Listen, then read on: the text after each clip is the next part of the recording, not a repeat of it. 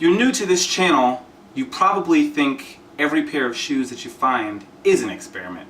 You're not quite sure which ones to buy, why to buy them, and you probably are looking at this like, well, I don't even know if I want to get into this. Well, if you're new to this channel, go check out a lot of my other videos and start with some of the basics, the 5 styles of shoes to buy and why, some of the reselling concept videos, and familiarize yourself with some of the concepts in those videos, because I'll really kind of show you some of the time-tested, proven stuff to buy and why. But if you've been on this channel for a little bit of time and you've already seen some of those videos, you might be wondering, okay, well, Mr. Shoe Guy, he's got a couple pairs of shoes and a couple, styles of shoes that he basically sticks in between. He kind of sticks with those, and he has a definite niche, and that's true. I definitely do. I've kind of got men's dress shoes, I've got men's casual shoes, and I've got, those semi-casual shoes that kind of go in between. But I'm definitely focused on the men's market. Now, Mr. Shoe Guy also has diversified a little bit, and he also does look at the women's shoes. I look at some of the pumps, I look at some of the flats. I definitely sell a lot of women's boots, also men's boots. So I've kind of diverged just from, dress shoes like the wingtips and the casual loafers and stuff like that, because there's only so many of those to go around. Now, outside of that, back to the core of this video, experimentation. I not only sell footwear, I sell bikes. I actually do a lot of bikes in the spring, summer, and fall months. When it's nicer weather outside, I flip bikes on Craigslist all day long. So my business is diversified in that way. I actually have guitars here that I got through hustling. So I sell guitars. So I do bikes, I do guitars, I do shoes. When I do a lot of yard selling, again in the nicer nicer spring and summer months, I find a lot of stuff. I do skis, so skis for ski slopes. I do those. I do everything from electronics to video games. So there's a lot of different ways that I diversify my hustle, so to speak. It would be helpful to you as a burgeoning, newer reseller or an intermediate reseller to always look for avenues that can diversify your hustle. One of the ways that I did that was through this YouTube channel. So you always want to find ways and avenues that you can, increase your footprint when it comes to the reselling, flipping, and overall business landscape. When it comes to your niche, think about, so for instance, my niche would be footwear and shoes. That's kind of what I focus on. That's what I know really well. Even within your niche, you do want to find areas for experimentation.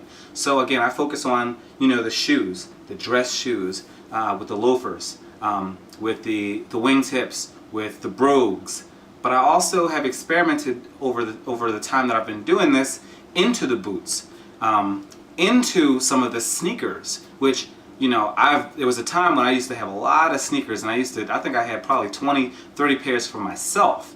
But over the course of 4 to 5 years, I really kind of, I guess, evolved my style from the sneakers into the kind of the grown man shoes, kind of into the loafers and the wingtips. And so I kind of, fell out of touch with the sneaker market. But when I started hustling, I would go into a Goodwill or I go into a yard sale, and maybe some of the stuff that I was most comfortable with, the wingtips and the dress boots, they weren't there. And all I had was the sneakers, and all I had was a few pairs of sandals.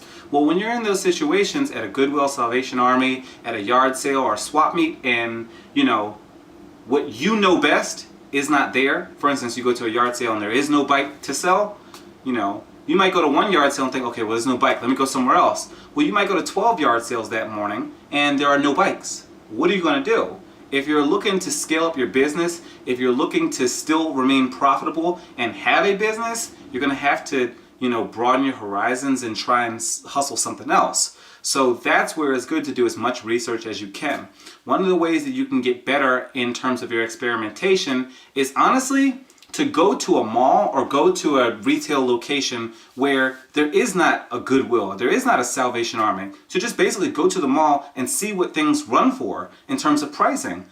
Go to an REI and see what some outdoor hiking sandals actually run brand new. If you go there, you'll see that the price, for instance, and I've done this, is somewhere between $70 to $100 for some of those athletic hiking sandals. So if you come up to them in a yard sale and you see them for $3, before doing that research, you really wouldn't know what the value is. Having done that research, Timberland boots, they actually go for $129 brand new. They've consistently been at that price for the last 15 to 20 years, if not longer.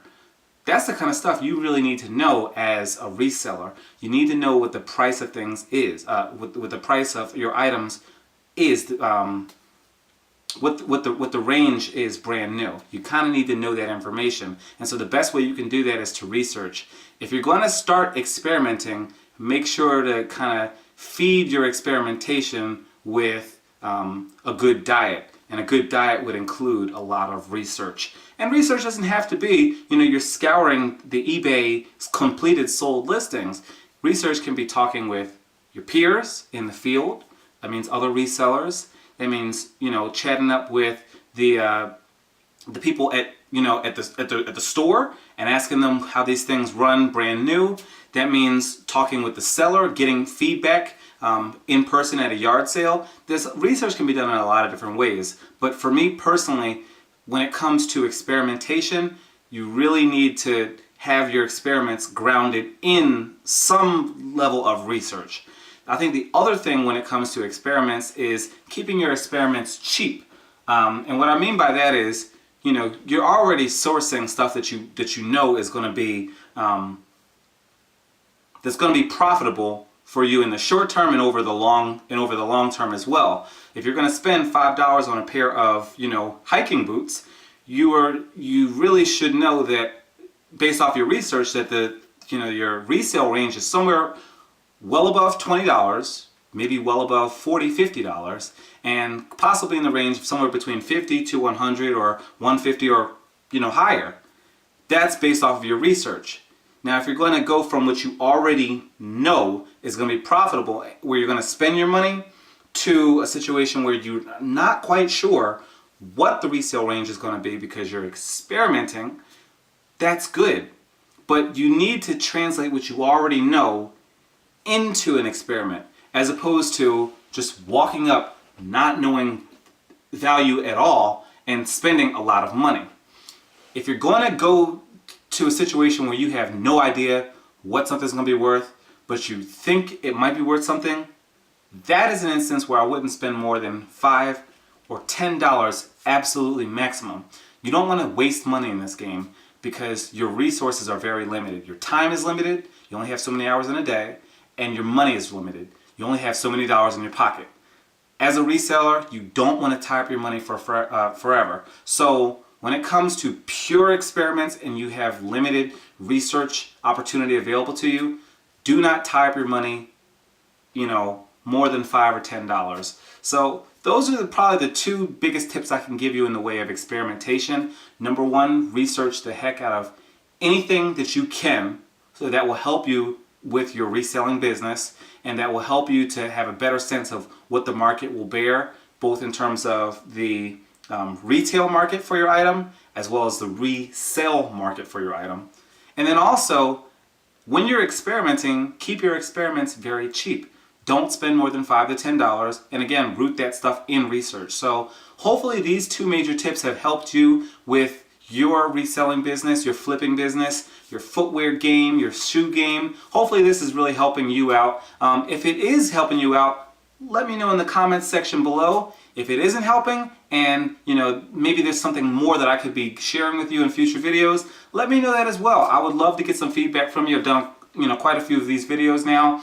I would love to know ideas for future video topics that you might have. And I thank you for watching. Hey, it's Mr. Shoe Guy, Robert Burns. Y'all take care and have a great day.